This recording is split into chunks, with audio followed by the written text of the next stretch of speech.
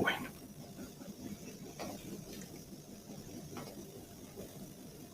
Bueno, seguimos entonces con nuestro primer seminario de Derecho de las Familias, esta vez con la doctora Aura. Ella es abogada, especialista en Derecho de Familia, es profesora, docente universitaria de pregrado y de posgrado. Realmente, después de que este año por fin pude no conocerla personalmente, pero sí tratar con ella, me pareció una abogada supremamente brillante. Había escuchado de ella en muchas ocasiones, pero no había tenido la posibilidad de conocerla. Y ustedes, las personas que no la conozcan hoy, tendrán el placer de escucharla. Ella nos va a hablar, su tema es la sociedad conyugal, análisis crítico a las recientes sentencias de la Corte Suprema de Justicia. Esas sentencias a las que la doctora se va a referir, se las vamos a dejar disponibles hoy o mañana en el enlace para nuestro evento del día de mañana. Doctora Aura, entonces sea usted bienvenida a participar con nosotros y el espacio es completamente suyo para que comience su intervención y muchas gracias por aceptar la invitación. Buenas noches para todas y para todos. Pues agradezco en primer lugar a los líderes de este grupo académico, a la doctora Catalina, al doctor Vladimir, por abrir este espacio de discusión y por invitarme para hablar de un tema tan importante y debatido en materia de familia como es el régimen patrimonial del matrimonio, que nuestra legislación actualmente denomina sociedad conyugal. La presentación que haré será teniendo en cuenta una sentencia de la Corte Constitucional, que me parece una sentencia transversal, una sentencia importante, a pesar de que no comparta muchos aspectos de esa sentencia. Y también haré mención a 3 sentencias de la Corte Suprema de Justicia, a las cuales llamaré sentencias innovadoras, que son sentencias de tutela, pero ya son 3 sentencias que vienen o que van dirigidas en el mismo sentido. Y posteriormente, pues si el tiempo no lo permite, porque pues lastimosamente el tiempo es muy corto para un tema tan interesante, voy a hacer unas breves menciones a lo que trae el proyecto de Código Civil, pues no desatendiendo el tema central de este debate, y enfocándolo a esas sentencias a las cuales haré mención. Nuestro Código Civil, el que empezó a regir en Colombia, en toda Colombia, con la Ley 57 de 1887, trajo el régimen de sociedad conyugal que actualmente conservamos, ¿sí? Con muy pocas modificaciones. Introdujo la Ley 28 de 1932, la ley más importante que ha modificado en materia de sociedad conyugal lo que traía el Código Civil, y por consiguiente, como ha tenido apenas una importante modificación que fue la que creó la Ley 28 de 1932, después de todos estos años y después de todo el cambio social que se ha generado de 1932 a la época, realmente el cambio y las interpretaciones de la sociedad conyugal no lo ha traído la jurisprudencia. A pesar de que el título de mi ponencia es sobre el tema de la sociedad conyugal, quiero hacer mención que la Ley 54 de 1990 es una ley muy importante, apareció regulando el tema de la unión marital de hecho y la consecuencia patrimonial llamada sociedad patrimonial de hecho. Y esta ley, que hago mención a ella, porque muchos doctrinantes y profesores han venido manifestando que la regulación de la Ley 54 de 1990 frente a la sociedad patrimonial es mucho más sencilla, es una ley mucho más justa que como se regula la sociedad conyugal actualmente y mucho más fácil de aplicar en el momento del trámite como tal liquidatorio. Y puede que este referencia a la sociedad patrimonial y al verla como un régimen mucho más justo que frente a la sociedad conyugal, pudo haber originado o no pudo. Originó una demanda de constitucionalidad contra el artículo 1781 del Código Civil. Y esta demanda dio como resultado una sentencia de constitucionalidad, que es la sentencia C-278-2014, frente a la cual haré una breve mención antes de hacer referencia a las sentencias de la Corte Suprema de Justicia, frente a las cuales acabo de mencionar. ¿Qué se demanda del artículo 1781 del Código Civil. Yo quiero que recordemos que ese artículo 1781 indica qué compone el haber de la sociedad conyugal. Y de eso que compone el haber de la sociedad conyugal hay algunos numerales que conforman el haber absoluto y hay otros numerales que conforman el haber relativo. Y precisamente esos numerales que conforman el haber relativo de la sociedad conyugal fueron aquellos que fueron demandados como artículos inconstitucionales. Y son los numerales 3, 4 y 6 de ese artículo 1781. Voy a leer solamente el numeral tercero y el numeral cuarto, que son los numerales a los cuales me voy a hacer referencia hoy. El numeral tercero del artículo 1781 dice: del dinero, o sea, harán parte de la sociedad conyugal, recordemos ese enunciado inicial, del dinero que cualquiera de los cónyuges aportare al matrimonio o durante él adquiriere, obligándose la sociedad a la restitución de igual suma. Numeral cuarto, de las cosas fungibles y especies muebles que cualquiera de los cónyuges aportare al matrimonio o durante él adquiriere, quedando obligada la sociedad a restituir su valor según el que tuvieran al tiempo del aporte o de la adquisición. Y continúa pues este numeral cuarto, pero me voy a enfocar en estos dos párrafos que acabo de leer. ¿Qué me dice el numeral tercero y qué me dice el numeral cuarto? Me dice, estos bienes, ¿sí? Estos bienes, este dinero o estas cosas fungibles o estas especies muebles que los cónyuges traían antes del matrimonio, ingresarán al haber de la sociedad conyugal, pero ingresan al haber relativo porque se genera una obligación de recompensar. La sociedad conyugal le debe recompensa al cónyuge aportante.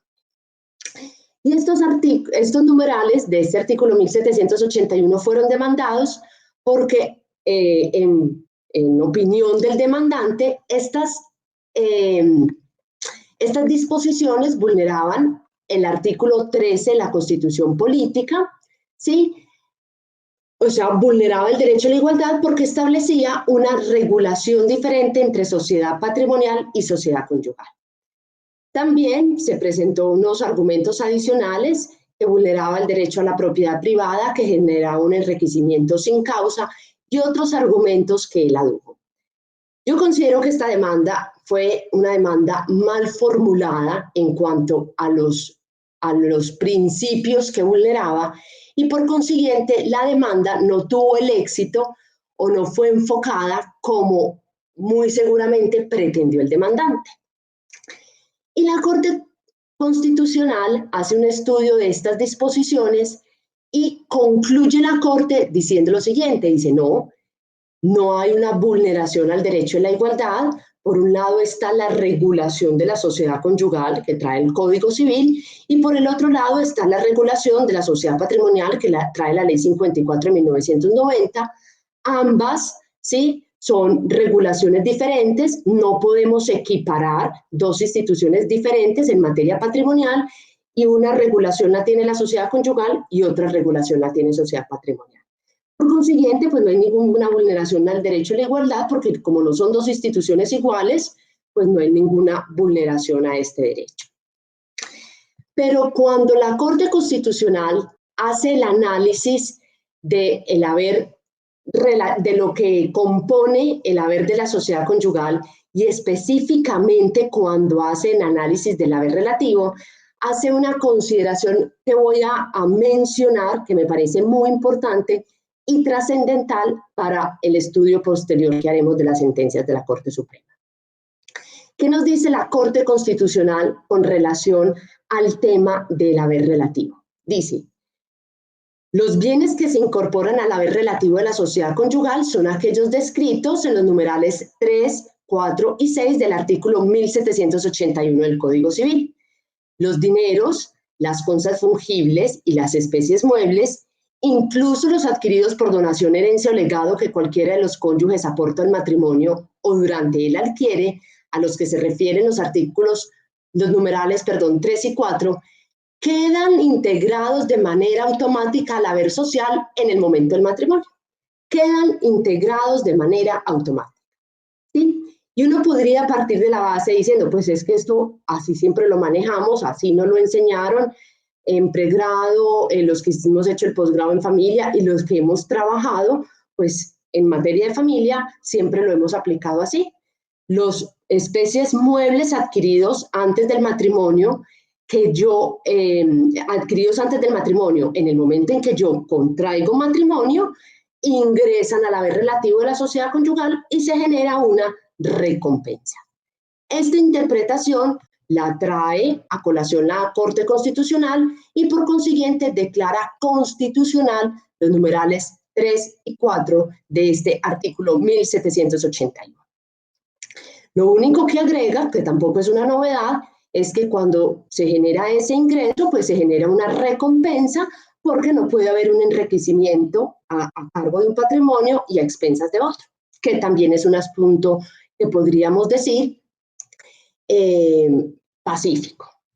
Y señala lo siguiente, y es que si la persona no quiere, o los cónyuges, perdón, los futuros cónyuges no quieren estar regidos por ese régimen de bienes, ¿sí? No quieren formar sociedad conyugal, entonces tienen la alternativa de pactar o de celebrar capitulaciones con el fin de excluir ciertos bienes para que no ingresen el haber relativo o simplemente con el fin de excluir la existencia de sociedad conyugal durante el matrimonio.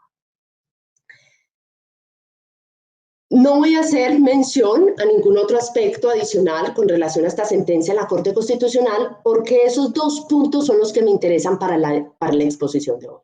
Uno, ingreso automático de los bienes muebles en virtud del matrimonio y que ingresan al haber relativo. Y segundo, que si no quiero que opere así, pues la FIA es capitular.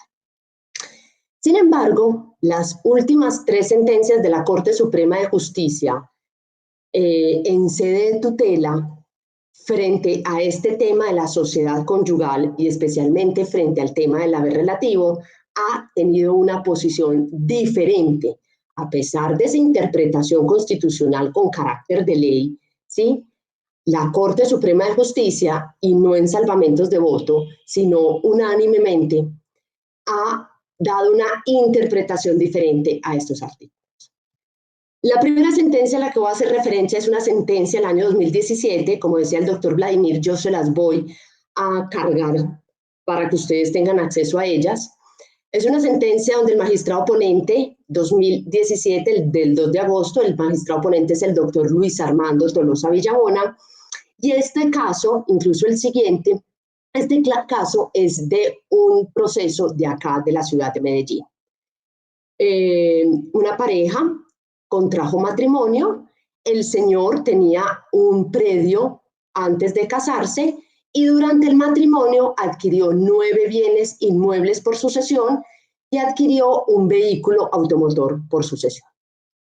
Este señor, ese predio que tenía antes de casarse, más los que adquirió por sucesión, los inmuebles que adquirió por sucesión ya estando casado, este señor procede a enajenarlos en vigencia de la sociedad conyugal. Y en virtud de esa enajenación, cuando ya se dio el trámite liquidatorio, pues él invocó la respectiva recompensa por el valor real que había recibido en el momento de las enajenaciones probadas y efectivamente enajenaciones reales. Se presenta en primera instancia. En primera instancia es aceptada la recompensa, pero llegamos a segunda instancia y el tribunal no aceptó la recompensa, argumentando que no había aparecido probado en el proceso cuál fue la suerte de la plata recibida por la transferencia de los inmuebles y frente al vehículo indicó que como ese no había sido vendido, pues continuaba en el patrimonio personal. Entonces acá empezamos a cambiar la teoría general que veníamos trayendo. A pesar de que el señor había vendido los inmuebles y había recibido por ellos unas sumas de dinero, eso no hacía que eso entrara al haber relativo. La simple venta no entraba al haber relativo según la interpretación del tribunal. Inconforme, el señor que alegó la recompensa presenta una acción de tutela. ¿Y qué manifiesta la Corte en sede de tutela? Dice, si lo pretendido por el citado señor era que se reconociera como compensación a su favor el valor por el cual vendió los referidos bienes, surge patente que le incumbía acreditar que ellos o el dinero fruto de su enajenación ingresaron de algún modo y de forma efectiva al acervo de la sociedad conyugal, pues solo así podría advertirse la existencia de un desequilibrio económico. Y manifiesta que en relación con el automotor, como no existe, no hubo enajenación en vigencia de la sociedad conyugal, el simple hecho de tener un bien mueble al momento de casarme no hace que automáticamente entre, sino que es necesario que se ingrese y se pruebe como tal el ingreso a la sociedad conyugal para que se pueda generar de manera correlativa una recompensa. ¿Listo? Entonces necesitamos probar el ingreso como tal. Ya no es que se presuman que ingresan, sino que necesito probar expresamente que fueron ingresados. Posteriormente viene otra sentencia de tutela, es una sentencia de tutela de septiembre del año 2019, donde el magistrado ponente fue el doctor Ariel Salazar Ramírez y toma también en conocimiento otro caso de acá, de la ciudad de Medellín. El caso es muy simple, estamos en un trámite liquidatorio, uno de los cónyuges inventarió, la señora inventarió una recompensa por valor de 120 millones aproximadamente, en virtud de un título accionario, de un paquete accionario que tenía en una compañía, manejaba un grupo de acciones, por 120 millones de pesos, que fue vendido ese paquete accionario en vigencia del matrimonio. En primera instancia no fue aceptada la recompensa porque no había pues como claridad frente a los valores y porque no había probado efectivamente que tenía el título, pero llega a segunda instancia, cuando no fue aceptada la recompensa, la señora presenta recurso de apelación y en segunda instancia el tribunal decreta una prueba de oficio, verifica que efectivamente el paquete accionario estaba para el momento de contraerse matrimonio y que fue enajenado en vigencia de la sociedad conyugal. Y la señora solamente argumentó que la sociedad conyugal le debía recompensa porque se había enajenado y esos dineros los había utilizado en el sostenimiento de la sociedad conyugal, en las obligaciones ordinarias que tiene la sociedad conyugal. La parte afectada presentó una acción de tutela y manifiesta pues que realmente ese dinero no había sido ingresado, que solamente la sociedad conyugal tenía un apartamento donde casi todo se debía, por consiguiente no existía ninguna inversión de 120 millones de pesos o gastos ordinarios tan altos que ameritaren esa inversión de 120 millones de pesos en las necesidades ordinarias. Llega a la Corte en sede de tutela y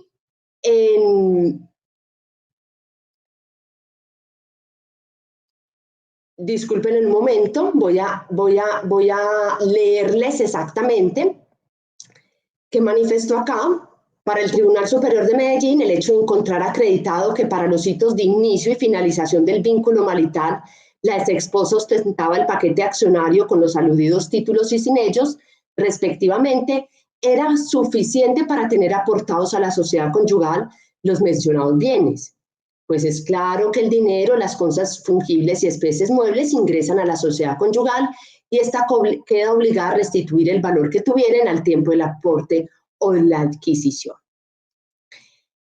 Y el tribunal estimó que entonces era carga del otro cónyuge demostrar que efectivamente eso no ingresaba. O sea, para el tribunal, la interpretación es que el solamente hecho de haberse enajenado con el aporte automático de haberlos tenido para el momento del matrimonio ingresaban y que eso generaba de manera automática la recompensa, pero la Corte no consagra o no comparte tal interpretación y manifiesta que la presunción opera a la inversa.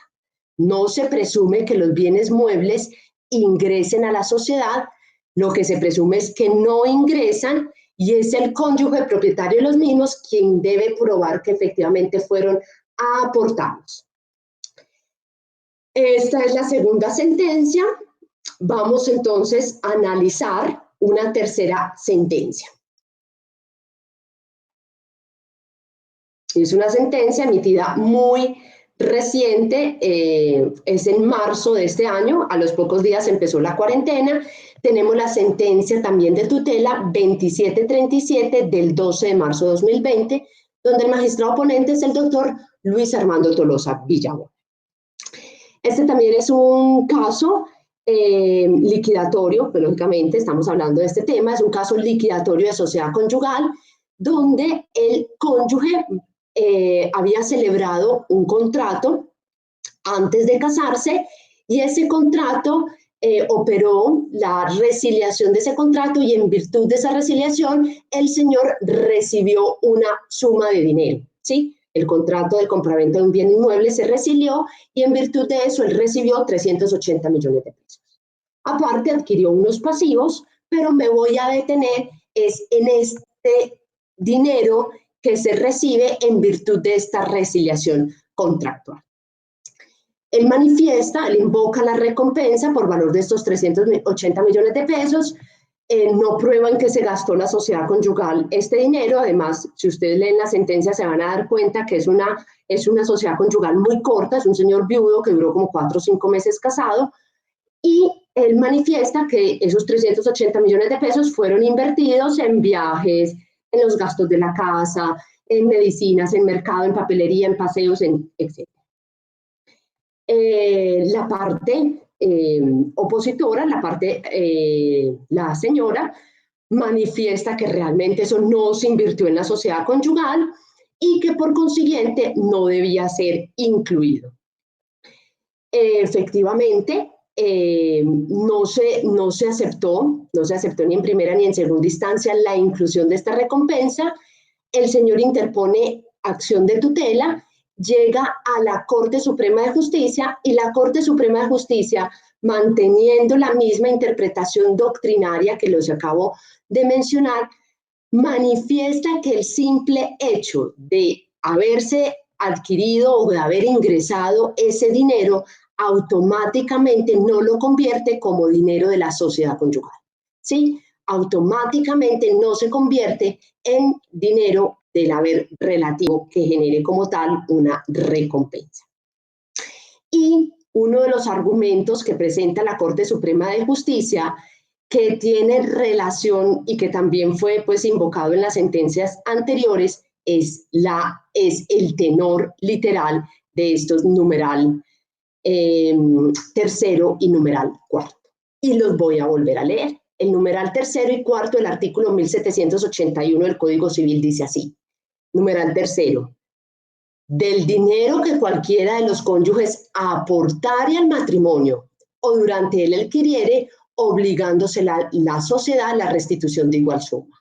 Entonces aquí la Corte dice, un momentico, en este literal indica que se genera recompensa del dinero, de las cosas fungibles o de las especies muebles que se aportare.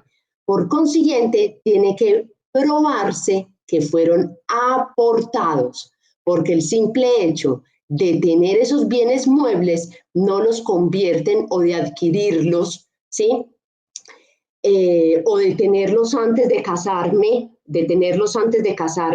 y celebrar matrimonio, y por tanto ese hecho de celebrar matrimonio no hace o no genera el efecto del ingreso automático. Es necesario probar que fueron aportados. Estas 3 sentencias que revisé me parecen absolutamente interesantes, ¿sí? Es una interpretación que yo siempre había tenido en cuanto al haber relativo, porque siempre consideraba que era una regulación muy, muy obsoleta, o sea, una regulación de que los bienes inmuebles no entren, que el bien mueble sí entre, y esa diferenciación pues se remonta a unas a una interpretación histórica, pero haciendo una interpretación actual, yo siempre consideraba que era necesario probar el aporte y que ese haber relativo no opera de manera automática. Queda el interrogante y es la interpretación con carácter de ley, la interpretación constitucional que hizo la Corte Constitucional en la sentencia C-278 de 2014. ¿Qué pasa entonces? Acá ya me voy a detener en estas tres sentencias y voy a pasar, como lo anuncié en un principio, analizando el régimen de la sociedad conyugal en el nuevo proyecto del Código Civil. Del estudio que he hecho, ¿sí? Y que es un estudio, pues apenas está empezando el análisis de esto porque fue hace muy poco que fue publicado este proyecto del Código Civil, o por lo menos para los que no teníamos acceso al trabajo que se venía realizando allá en la Universidad Nacional, hace muy poco fue publicado.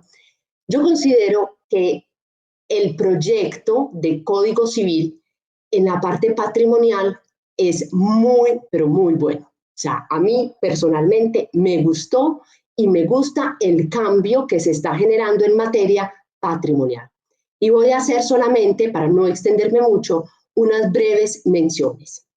Lo primero que voy a mencionar, y me voy a hacer referencia a cada artículo, cuando ya hable acá, voy a hablar de los artículos del proyecto y voy a hacer una breve observación o unas breves anotaciones con relación a los artículos que seleccioné para esta charla.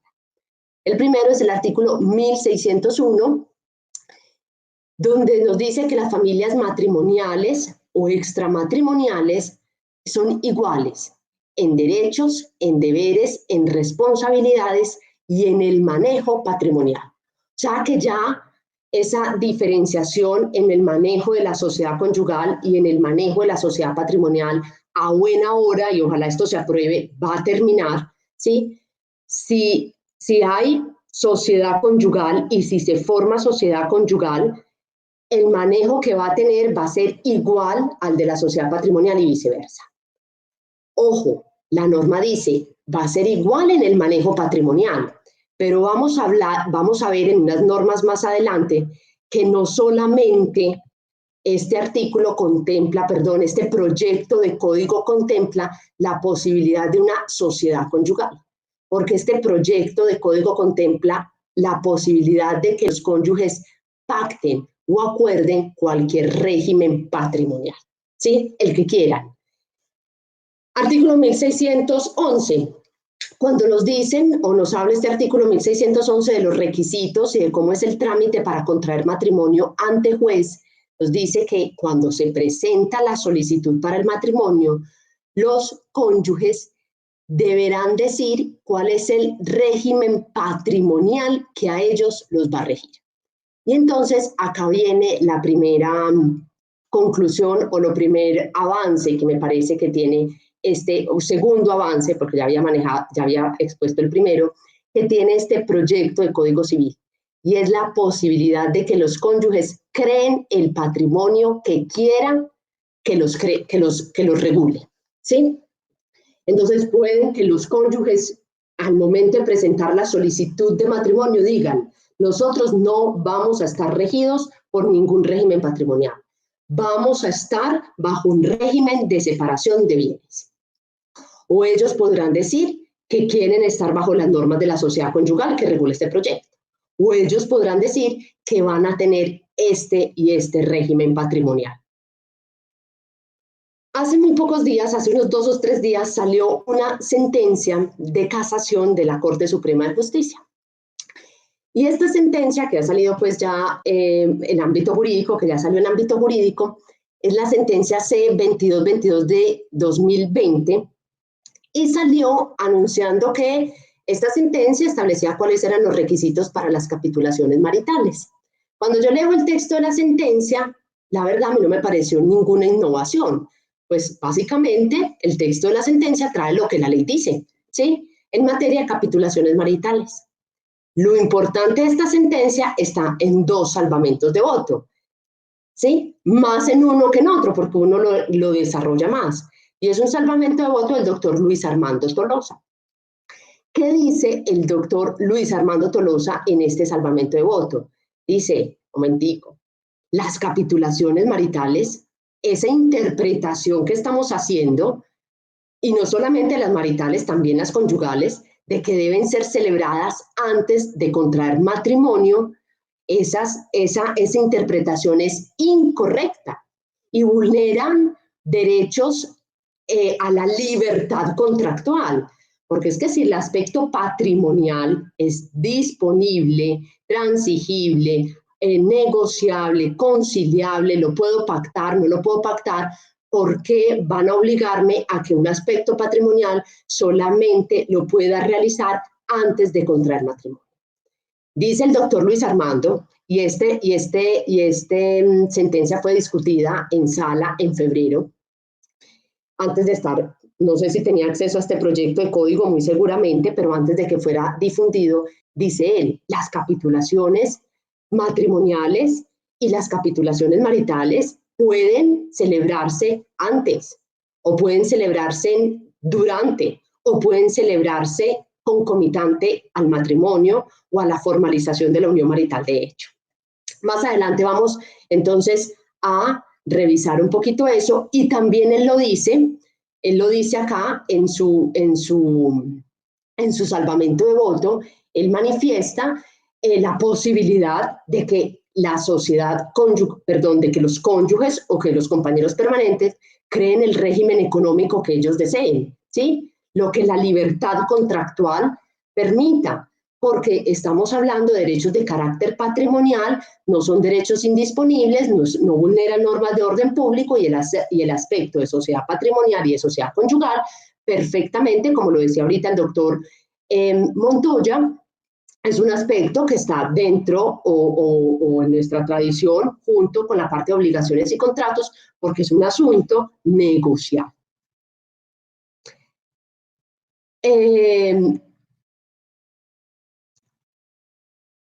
Más adelante vamos a volver a hacer una mención a esta sentencia, hace muy pocos días publicada, pero que invito a que revisemos muy bien ese salvamento de voto, tanto del doctor Luis Armando como el que hace el doctor Pejeiro.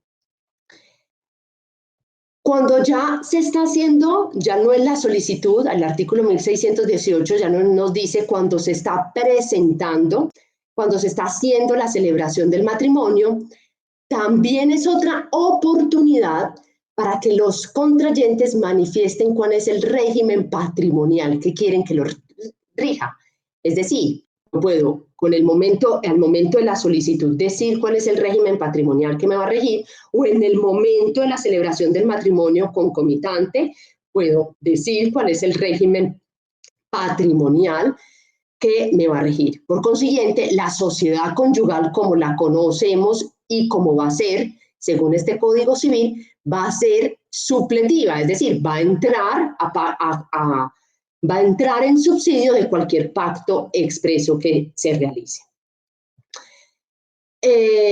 Artículo 1668 del proyecto dice: la nulidad de las capitulaciones matrimoniales no implica nulidad del matrimonio, pero la de este implica disolución del régimen pactado por las capitulaciones. Entonces vuelve y me reitera, disuelve la nulidad del matrimonio, es una causal de disolución, ya no solamente de la sociedad conyugal, sino causal de disolución de cualquier régimen patrimonial que yo haya señalado. Artículo 1660 me dice que la sentencia que decreta el divorcio disuelve la sociedad conyugal. Yo considero que este artículo debe ser complementado porque no solamente puede disolver la sociedad conyugal, sino disolver cualquier régimen patrimonial que haya sido expresamente pactado. Artículo 1666 ya nos empieza a hablar del tema de capitulaciones matrimoniales, y vuelvo y reitero, se establece en este artículo la posibilidad de regular las relaciones patrimoniales del matrimonio mediante capitulaciones.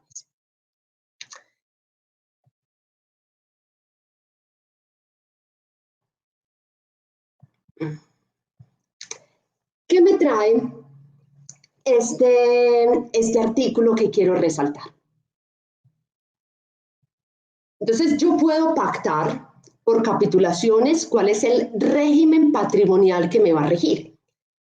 Y se establece que las capitulaciones pueden modificarse o pueden ser revocadas por una sola vez sin perjuicio de los derechos de terceros y que pueden modificarse o revocarse estando vigente el matrimonio y que eso se podrá hacer una sola vez. Esto mismo es lo que contempla este salvamento de voto, esta sentencia que salió hace poquito y que afortunadamente la leí previo a esta charla porque me pareció absolutamente procedente y atinada, pero yo hago una crítica.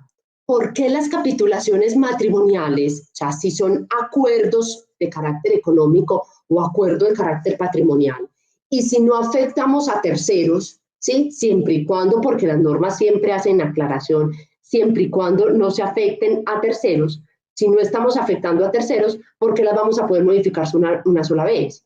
Puede que yo tenga un matrimonio muy largo, una relación matrimonial muy larga, a los 5 años cambie el régimen patrimonial, a los 10 años vuelvo y cambio el régimen patrimonial, a los 13 años cambio el régimen patrimonial, y si eso no afecta derechos de terceros de buena fe, pues hay una libertad negocial, libertad contractual, y por consiguiente yo puedo hacer el cambio patrimonial las veces que desee. En ese punto no comparto la apreciación del código porque solamente me limita el cambio en una sola oportunidad. Y vuelvo a esta sentencia que salió esta semana, hace un análisis de la expedición de la Ley 28 de 1932 y me pareció muy interesante la exposición de motivos de la Ley 28 de 1932, y dentro de la exposición de motivos nos habla de el régimen patrimonial de Alemania y Suiza para esa época, para 1932. Y para esa época, las capitulaciones matrimoniales, o allá denominadas contratos o pactos, podían ser modificados en vigencia del matrimonio. Entonces, me pareció muy interesante para tenerlo como argumento para esto. El artículo 1670 nos dice que a falta de capitulaciones matrimoniales o del régimen patrimonial, entonces ya sí entran las normas del Código Civil, las normas de sociedad conyugal, a llenar ese vacío. Y este artículo al cual les acabo de hacer mención, el artículo 1670, trae algo que me parece muy, pero muy importante, y es lo siguiente. Cuando ocurre un matrimonio posterior a una unión marital de hecho, se presume que la sociedad conyugal comenzó con la sociedad patrimonial de hecho. Miren cómo me lo trae redactado el artículo. Dice, en casos de matrimonio posterior de los compañeros permanentes, se presume que la anterior sociedad patrimonial que se ha formado se convierte en sociedad conyugal sin solución de continuidad y que ésta se extiende retroactivamente a la fecha que se demuestre que ella nació. Eso me parece sumamente importante. Yo no sé si ustedes recuerdan, pues me imagino que sí, porque si están aquí, trabajan y les interesa esta área del derecho de familia. Cuando salió el Código General del Proceso, se estipuló la posibilidad de un acto de carácter notarial, y es que los bienes adquiridos en vigencia de una sociedad patrimonial de hecho se ingresaran a la sociedad conyugal cuando esos compañeros contraen matrimonio a través de un acto expreso que se hace por escritura pública. Entonces, esos bienes que nosotros habíamos conseguido en la unión marital se ingresan específicamente en la sociedad patrimonial. No tengo la estadística, pero la verdad, desde mi ejercicio profesional, no conozco, o muy pocos casos, por ahí conozco uno nomás, donde específicamente los bienes que se tenían en una sociedad patrimonial ingresaran a la sociedad conyugal a través de una escritura pública, ¿sí? Por muchos motivos, y uno de ellos por la onerosidad del acto.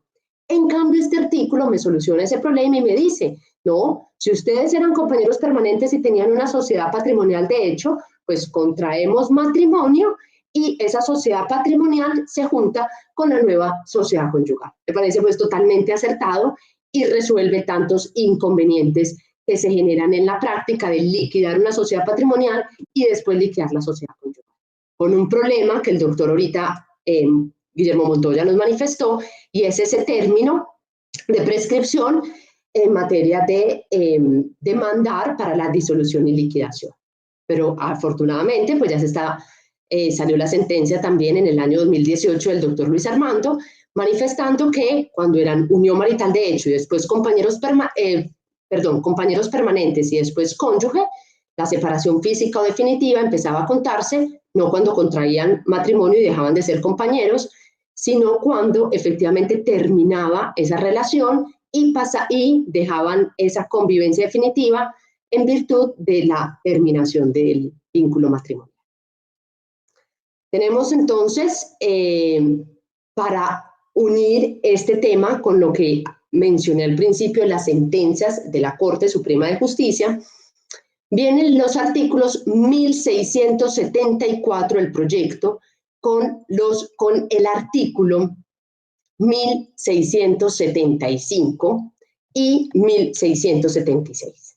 Entonces, el artículo 1674 del proyecto me dice cuáles son los bienes de la sociedad conyugal, que se va a entender de la sociedad conyugal.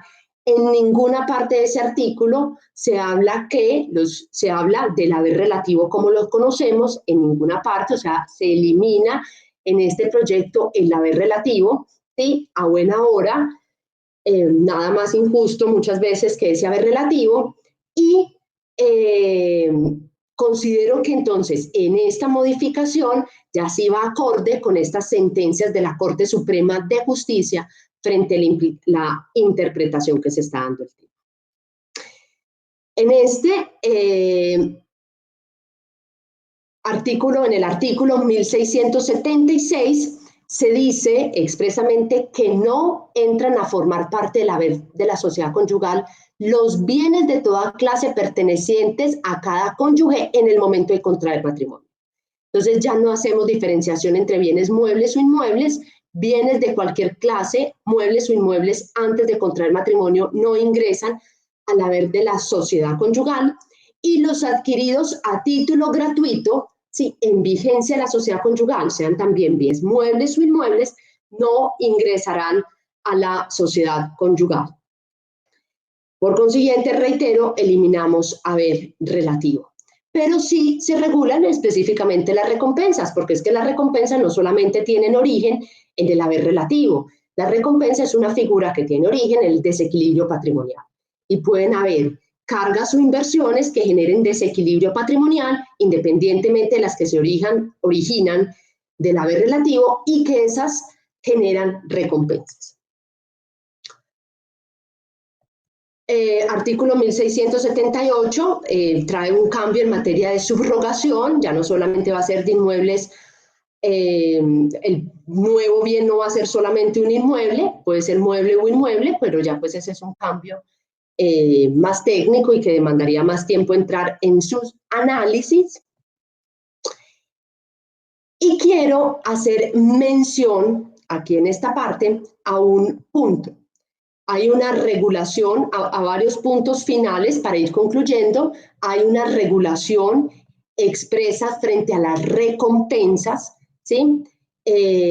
Recompensas que se generan independientemente del haber relativo o no, ya lo he mencionado, pero hay varios artículos que me regulan de manera expresa el tema de las recompensas.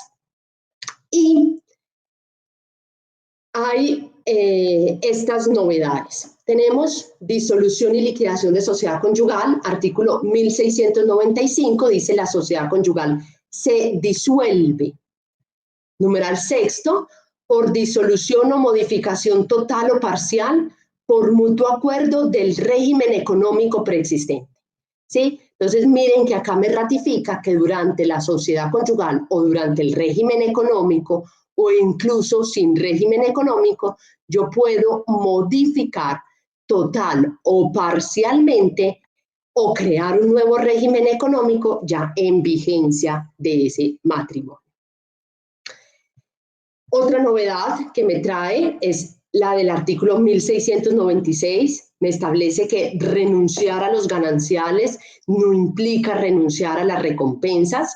Me las establece como dos figuras aparte, gananciales y recompensas, y se establece la posibilidad, porque nunca es aceptado, jurisprudencialmente no es aceptado, las renuncias parciales a gananciales, ¿sí? Entonces, desde esta libertad negocial que inspira este código en materia patrimonial, es posible una renuncia a gananciales total o parcial, y es posible una renuncia aparte de los gananciales en materia de recompensas.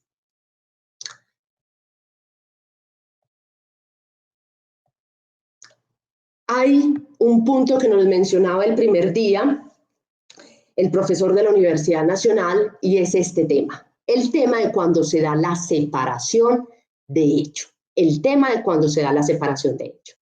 Si tenemos unos cónyuges, y estos cónyuges se da entre ellos una separación de hecho, al año de haber ocurrido esta separación de hecho, se disuelve la sociedad conyugal o se disuelve el régimen de bienes que ellos hayan contraído.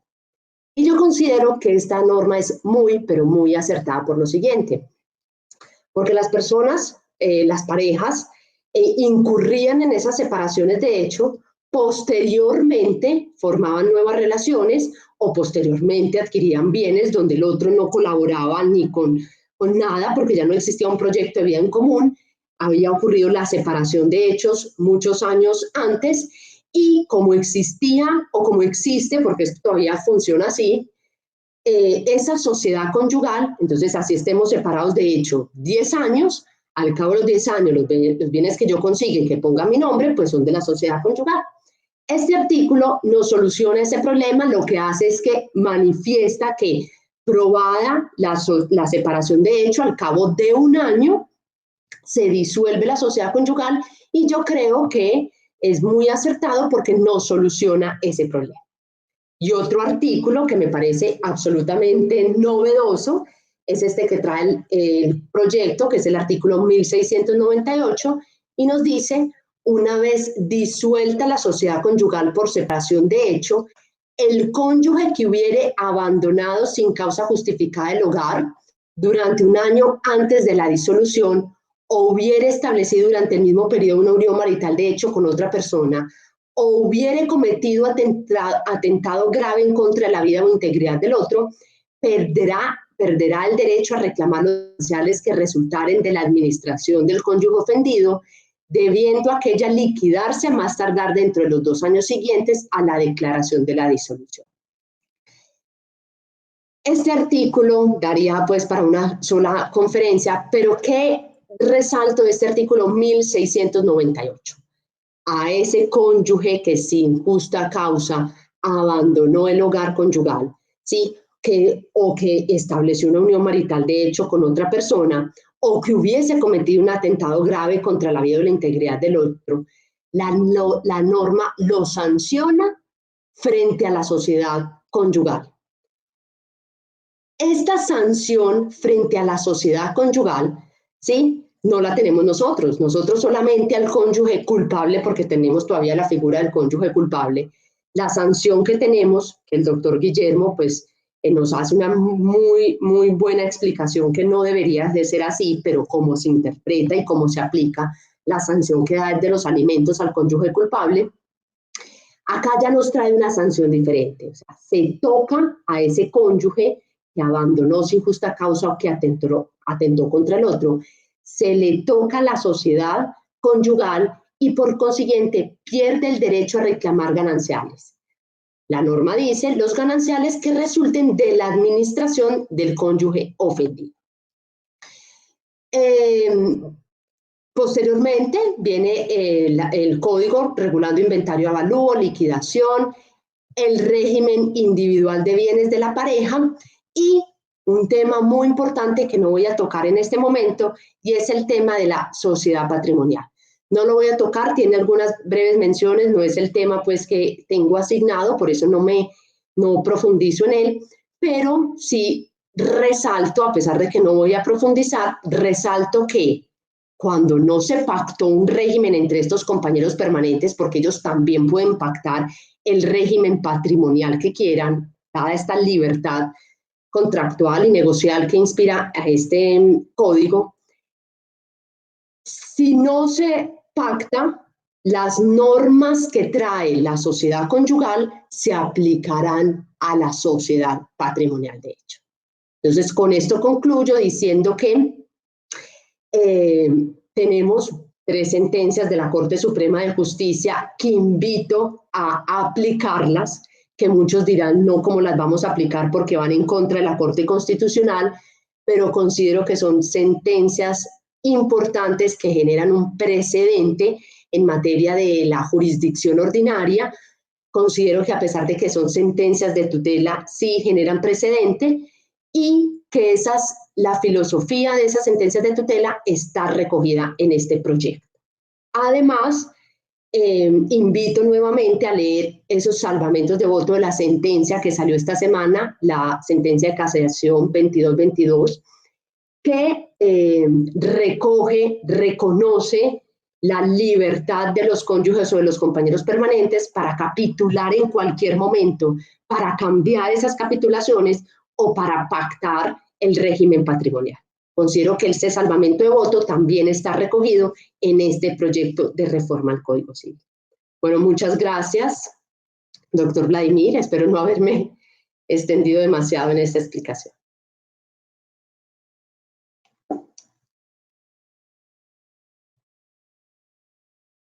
Fue fascinante escucharte, porque es ver todo el tema de la sociedad conyugal, inclusive patrimonial, de manera tan profunda, con tantas inquietudes y con tantas reflexiones, y más con el nuevo proyecto de reforma del Código Civil.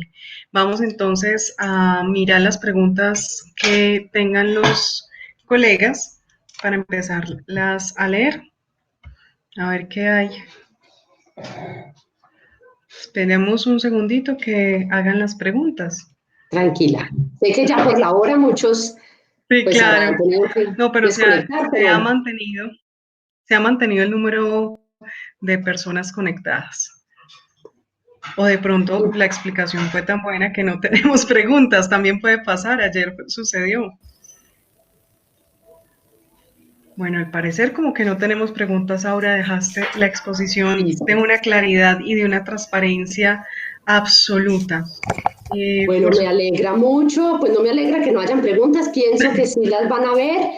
Sí, claro. Y entiendo lógicamente que por efectos de la hora, pues ya mucha gente quiera descansar, pero estoy presta a si tienen cualquier pregunta o quieren cualquier comentario, discutir conmigo, me lo hagan saber a través del correo electrónico o que en el encuentro que vamos a tener el sábado, si se permite y si hay algo del tema que yo expuse, pues también se pueda preguntar.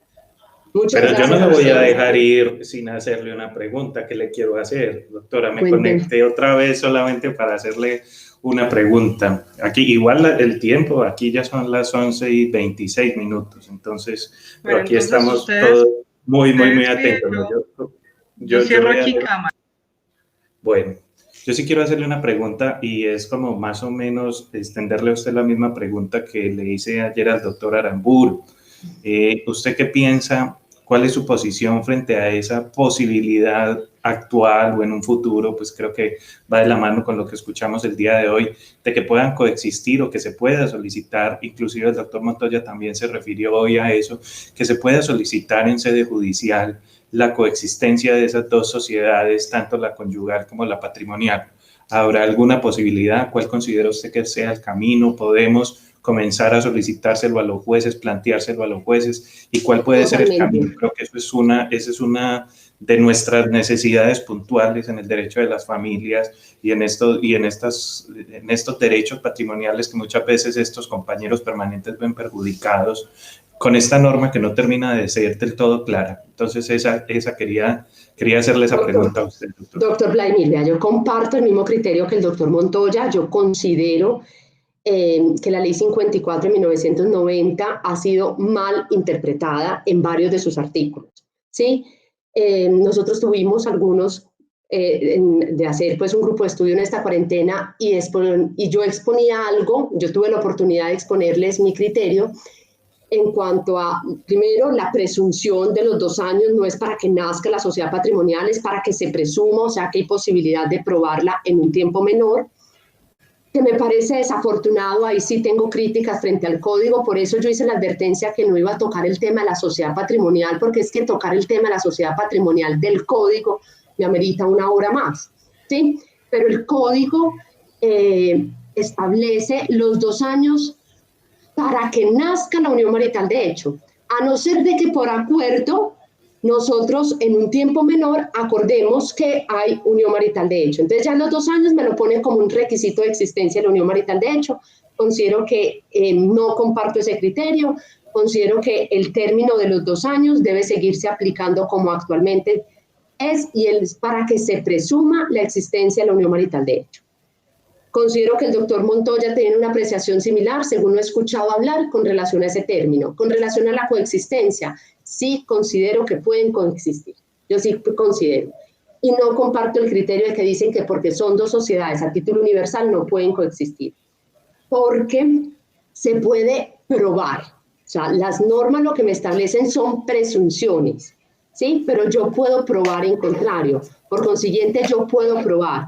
Y a pesar de que yo estoy casado, tengo una unión marital de hecho, estoy hablando de nuestro sistema actual, a pesar de que yo soy casado, tengo una unión marital de hecho y que con esa unión marital de hecho, o fruto de esa unión marital de hecho, yo formé una sociedad patrimonial de hecho. Yo considero que sí podemos, Igual yo siempre tomo como referente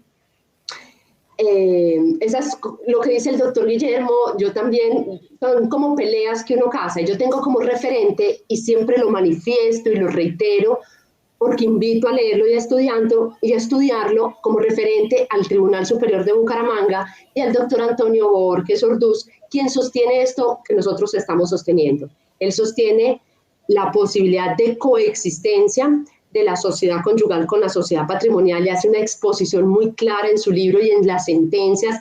Y generalmente el Tribunal Superior de Bucaramanga se mantiene en su posición y a pesar de que la Corte case sus sentencias, ellos se mantienen en su posición porque tienen unos argumentos muy sólidos.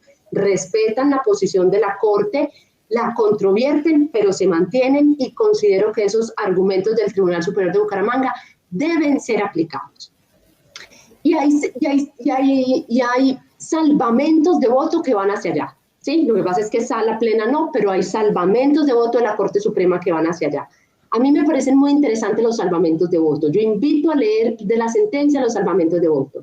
Los salvamentos de voto son los cambios en las interpretaciones y son los que después van a ser las ponencias. Los salvamentos de voto son las innovaciones. ¿Sí? La innovación jurídica se encuentra ahí.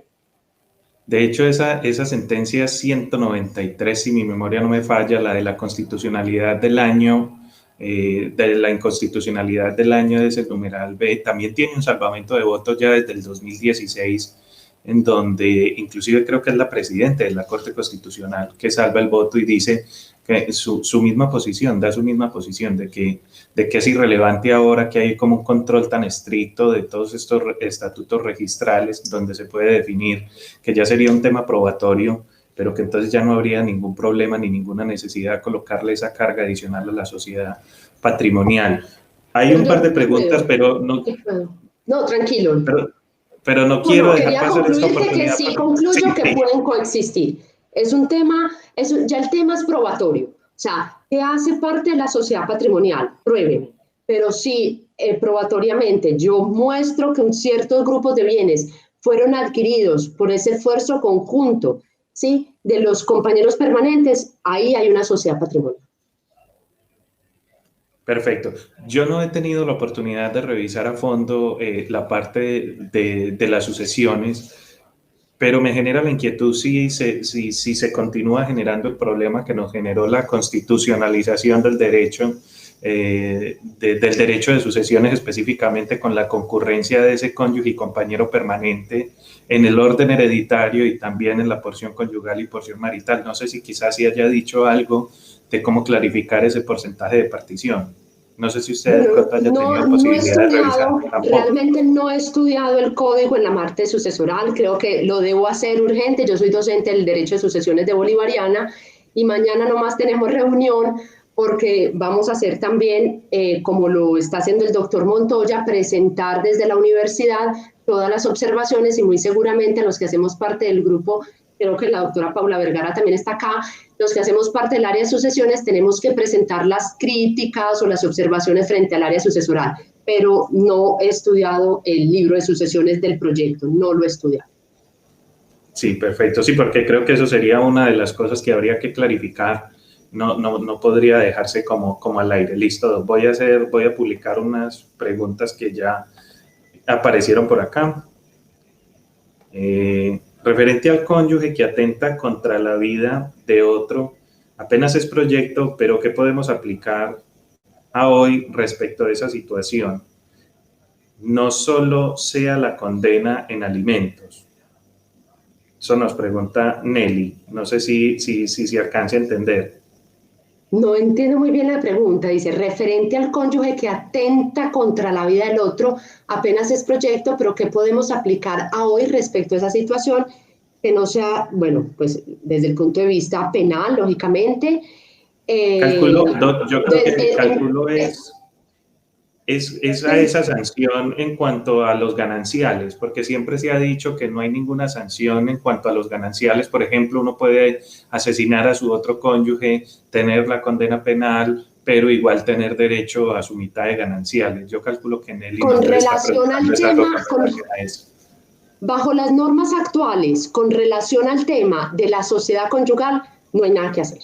O sea, y yo recuerdo cuando yo veía en pregrado la liquidación de la sociedad conyugal, yo decía, pero es que puede ser el cónyuge más malo, o sea, un violento, y no obstante, yo ser, pues supóngase la que he trabajado y él me violentaba y me toca darle el 50%, o sea, en materia de sociedad conyugal no hay nada que hacer, ¿sí? Ya las otras sanciones, pues lógicamente si él atenta contra mí, es una causal de divorcio, pero con la consecuencia de que pruebo la causal y van a ver los alimentos vitalicios a mi favor, a pesar pues de la interpretación contraria que tiene el doctor Montoya, pero eso sería lo único que tenemos desde el derecho civil, desde el derecho de familia, aparte pues de las otras sanciones en materia penal.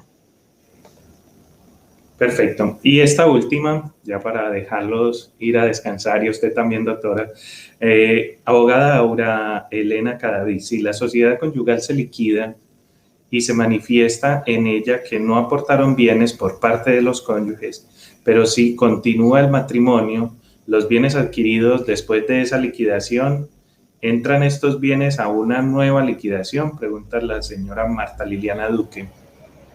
Bueno, ¿qué me dice? Esta es una pregunta orientada al nuevo proyecto, ¿sí? Porque, ¿qué ocurre en este momento? Lo voy a responder desde las dos perspectivas. En este momento, si yo casada liquido la sociedad conyugal, no vuelve a nacer, ¿sí? La sociedad conyugal no vuelve a nacer. ¿En virtud de qué? ¿De que no vuelve a nacer? Pues porque bajo nuestras normas la sociedad conyugal nace con el matrimonio. No antes, no después, con el matrimonio. Por consiguiente, yo liquido y bajo nuestras normas actuales no vuelve a nacer. Lo que consigamos es independiente. Lo que ponga nombre de él es de él, lo que yo ponga nombre mío es mío, porque ya estaríamos en un régimen separado de bienes, con las normas actuales. Con el proyecto, ¿qué sucede o qué respuesta le doy yo desde la interpretación del código? Uno, yo puedo en cualquier momento cambiar el régimen de bienes. Lo cambio como yo quiera. Paso de un régimen determinado, paso a otro. O de no tener, paso a la sociedad conyugal. O de no tener, paso a un régimen de bienes que nosotros mismos creamos. Entonces, cuando yo disuelvo la sociedad conyugal, en ese momento, en ese acto jurídico, determinación de la sociedad conyugal, o cuando yo disuelvo el régimen de bienes de mutuo acuerdo, ¿sí? De ahí yo debo decir qué va a pasar. O sea, estamos en un escenario de libertad contractual. Entonces, en ese momento, si yo no digo nada, entonces es porque me voy en un régimen de separación de bienes. Pero tengo la posibilidad de decir, yo disuelvo la sociedad conyugal y paso a este otro régimen de bienes que nosotros nos inventamos, que nosotros creamos y que no va en contra de derechos de terceros. Pero si no digo nada, entraríamos en un régimen de separación de bienes, porque las normas supletivas del proyecto de Código Civil establecen que es cuando no digo nada con el matrimonio es que entra la sociedad conyugal, con el matrimonio. Eso sí me lo trae, pero yo sí puedo pactar en contrario aquí, ya no de la forma tradicional antes, sino durante o después puedo modificar como yo. Perfecto, Doc. Yo creo que así ya cerramos el evento. Quiero terminar pues dándole a usted las gracias por habernos acompañado el día de hoy. Sé que vendrán otros momentos en donde podamos compartir con las personas. Doctora Catalina, usted va a presentarnos las ponencias también del día de mañana. Dejemos que la doctora Aura se despida de su público y ya se queda si quiere, si gusta usted, para que nos presente las ponencias del día de mañana y despidamos el evento. Bueno, no, muchas gracias, doctor Vladimir, muchas gracias, Catalina, por invitarme, por exponer este tema tan novedoso y por presentarles estas sentencias de la Corte Suprema de Justicia que nos están modificando la interpretación en materia de sociedad conyugal. Gracias por abrir esos espacios académicos y espero, pues, en cualquier momento poderlos volver a acompañar. Y muchísimas gracias, Aura, mi amiga, mi gran colega que tiene tanto por enseñarnos en un tema tan complejo como es la sociedad conyugal. Bueno, queridos amigos, una feliz noche, gracias por acompañarnos casi hasta las 10. Eso solo significa una cosa, que quienes estamos aquí nos une el amor y la pasión por el derecho a las familias, el querer saber todos los días más, reflexionar, cuestionarnos. Mañana entonces es nuestro último día de ponencias. Iniciamos a las 6 con nuestro gran amigo y procurador ante el Tribunal Superior de Medellín, Sala de Familia, el profesor Francisco Alirio Serna. Él nos va a hablar de un tema que yo sé que nos apasiona a casi todos acá, si no es a todos: la familia de crianza a la luz de la jurisprudencia de las Cortes colombianas. Un tema extraordinario, maravilloso, del cual entonces nos nutrimos muchos de los que estamos revolucionando este derecho a las familias. Miren que yo ayer, desde las familias polimorosas, me tenía que pegar de este tema extraordinario y sé que Vladimir también lo va a hacer. Luego tendremos a nuestra gran amiga y mi maestra en temas de adopción, María José Vélez, nos va a hablar los comentarios a la adopción a la luz del Código de Infancia y Adolescencia, modificado por la ley 1878. Entonces yo creo que vamos a aprender muchísimo. Yo llevo años aprendiéndole a ella desde el pregrado, luego me la encontré en la maestría y hoy es también mi gran amiga y sigo aprendiéndole muchísimo más y más. Cuando hoy escuchamos los comentarios del maestro Montoya, yo creo que tiene mucho más que decirnos mañana. Y por supuesto, cierra este evento, Vladimir, con el tema de la afiliación socioafectiva. Nos esperamos entonces mañana. Va a ser un viernes como el de muchos en esta época de pandemia. Volvemos entonces a confinamiento obligatorio, con ley seca, con toque de queda y todas estas restricciones que tenemos para proteger nuestra salud y nuestra vida. Pero va a ser un viernes extraordinario para todos, pues nos vamos a estar aprendiendo muchísimo. Una feliz noche, cuídense muchísimo y espero que hoy hayan aprendido mucho, que se hayan entusiasmado y apasionado mucho más por el derecho a las familias. Recuerden que nuestra última cita es el sábado con el gran conversatorio, donde estaremos todos conversando. Una feliz noche, cuídense bastante.